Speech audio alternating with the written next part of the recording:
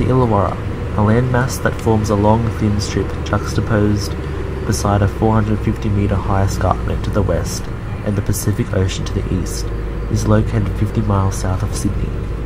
Its geographic isolation and inaccessibility was not subject to European settlement until about 1815. It was found to have rich soil, fresh water supply, abundant precipitation, temperate climate, and potential for agricultural activity. The land, waterways, and industrial environments of the Illawarra have a unique relationship to help to understand environmental concerns at large, shaped by natural and cultural processes altering the Earth system. The natural landscape is disciplined by culture as a sculptural practice, where human intervention on the environment is performed by sculpting into the earth for mining, land clearing for agricultural development, and disturbance of our waterways, and what role art has in delivering a broader awareness. According to philosopher Val Plumwood's essay, The Concept of a Cultural Landscape, the Second Millennium Ecosystem Report exposes the severity of how culture is, quote, degrading and overstressing the natural systems that support human and other lives on Earth, end quote, particularly the degradation of the urbanized creek systems of the Illawarra. The Wollongong Northern Coastal Creeks and Lagoons report reveals Illawarra creeks travel through traditional country, once inhabited by indigenous coastal dwelling people, known to have utilized the creek systems in traditional times. Indigenous perspectives of country hasten the nature-culture dualism. The onset of European settlement brought on a period of tree clearing and cedar harvesting, agricultural activity, coal mining, industrial and urban development, which have and continue to impact the present condition of the creek, which has a unique relationship between nature and culture dating back to the 1860s. Conrad Martins explored these features of the Illawarra landscape through classical, picturesque and romanticised European perspectives in his painting, Mullet Creek, Illawarra, 1853.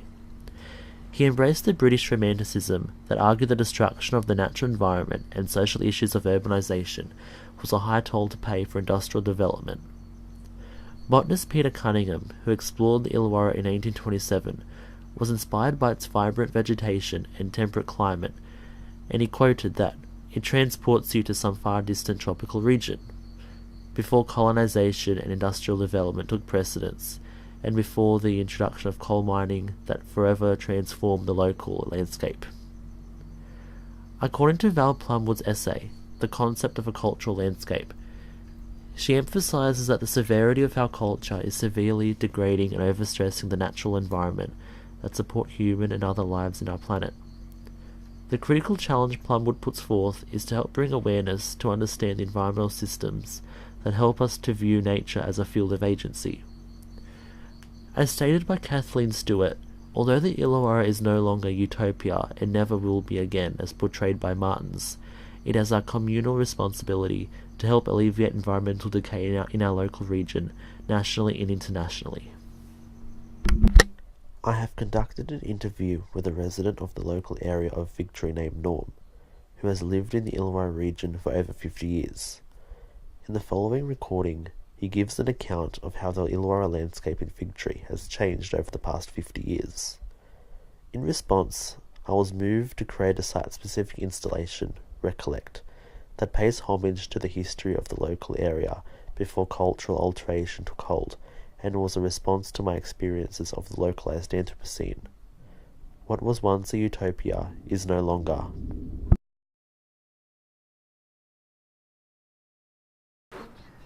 At Harry Graham Park, near Arena Hills tennis courts, used to be a slaughter yard, and there was a big oak tree there where they used to hang cattle on, which it's gone now. And in those days too, the creek was quite a windy creek. A fellow who operated the drag line that took all the bends out of the creek from the heated swimming pool down to Lindsay Park School, said that Johansson Park which was a cricket paddock now, then had a winding creek. And then they filled the bends in, removed all the bends so that now it's just straight all the way from the heated pool down to Lindsay Park School, right down to the highway actually. But he said it was a terrible shame to see all the platypus that they destroyed in all the water holes that was in the old original creek. The whole thing had water holes, and every water hole had a couple of platypus in. But they were all wiped out, young platypus and old platypus, as they removed the bends and then backfilled the creek, so that they then built Johansson Park cricket paddock and Harry Graham Park. That's about it.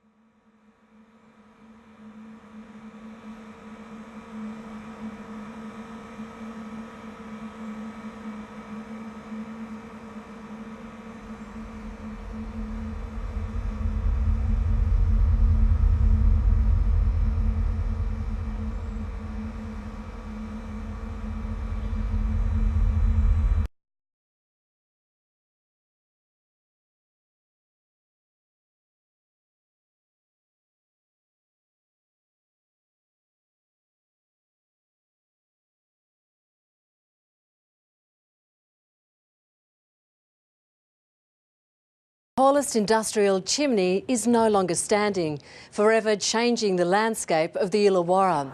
For many, it signals the end of the region's industrial era and the opportunity to look forward to the future. Louise Negline, ABC News, Port Kembla.